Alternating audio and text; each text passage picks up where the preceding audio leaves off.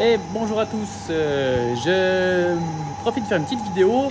On s'était vu pour un certain nombre d'entre vous donc, au brassage ici ou chez Kouvalou, chez Beer Brothers à Brasserie de la Côte. On a vu comment on brassait, mais on n'a pas fait tellement d'analyse que ça. On a vu avec notre réfractomètre un petit peu la densité qu'on peut avoir ici, mais on ne vous a pas jamais montré le contrôle du taux d'amidon qui reste encore dans notre cuve d'empâtage. Donc ça se passe comme ça. Notre cuve là-bas, on est en train de brasser la soupe pour en faire de la bière. Donc c'est une soupe de malt riche en amidon. C'est la farine qui est ici. Avec ça, nos petits enzymes dans la soupe, ils vont le transformer en sucre pour obtenir un jus sucré. On ne sait jamais quand c'est qu'il a vraiment fini et puis qu'on peut arrêter de brasser cette soupe. On sait jamais. On sait jamais avant d'avoir fait un test à l'iode. L'iode, c'est un produit qui réagit à l'amidon. En fait, s'il y en a, il se colore en bleu-violet. Et s'il n'y en a pas, bah non, il reste brun. Par exemple, ici, j'ai simplement pris un peu de malt que j'ai mis dans de l'eau. Et si je mets mon amidon dedans, on peut voir déjà que c'est très foncé. Et vous voyez, ça se colore légèrement en violet.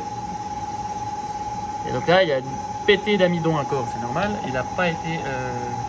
c'est du tout frais. Et celui qui était dans notre soupe, je l'ai prélevé un petit peu ici. Si je mets un peu d'amidon, de d'iode dedans, on voit que c'est nettement moins foncé. C'est pas mal brun. Et là, on va essayer d'évaluer. Ça tire légèrement au bleu. Et on va essayer d'évaluer un petit peu s'il reste quelque chose ou pas à prendre. Je dirais que probablement, oui, encore un tout petit peu, mais là je suis à la fin. Ouais, il y a une légère coloration bleu-violette, mais pas grand chose qui se fait. Donc je continue encore un petit peu à brasser et je fais des tests comme ça tous les 15 minutes actuellement pour voir quand c'est qu'il a fini. Bienvenue au sommet de notre installation de brassage. Et du coup, en parlant de ça, on va faire un test au réfractomètre. Je vais vous montrer un peu ce que c'est. On a ici donc la soupe et je vous présente notre ami le réfractomètre. Ici, ça fonctionne par réfraction de la lumière. Il faut mettre sur la petite languette bleue ici une petite goutte de mou et lui va nous indiquer la densité qui s'exprime. Moi, je l'utilise je travaille en degré Huxley. Et donc, si on regarde dedans, regardez-moi ça. Vous voyez l'échelle du milieu, tout en bas, c'est indiqué degré OE. C'est degré Huxley. À gauche, c'est une échelle qui s'exprime en brix. Et à droite, une autre, je sais pas si c'est des plateaux, une autre unité allemande. Donc là on va travailler en Huxley, là c'est bleu, donc on va mettre une petite goutte délicatement au bout de notre machin. Moi je le fais comme ça.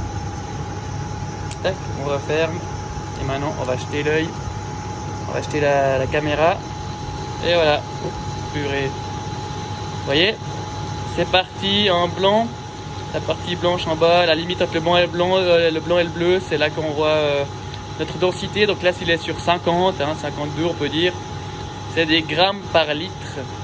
Donc notre liquide, il a une densité actuellement de 1050 grammes par litre et ça n'évolue plus depuis une demi-heure. C'est qu'il a terminé. On a pu le voir avant au test iode, il restait plus grand chose. Et donc maintenant on va monter en température pour terminer notre système. Là c'est en train de monter, il est à 66,9 degrés. On va monter jusqu'à 75 pour thermiser. Et voilà, j'ai dû travailler un petit peu quand même. J'ai coupé la caméra. Je suis en train de filtrer.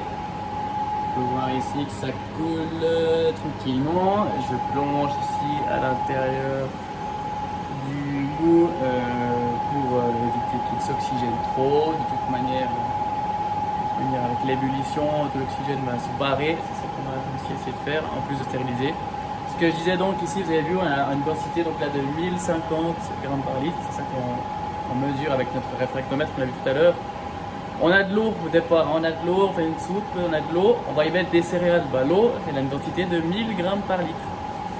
Voilà. Nous, on va racheter des céréales. Ce qu'on a vu quand on trempe, on met un peu de mousse sur notre languette là, de réfractomètre,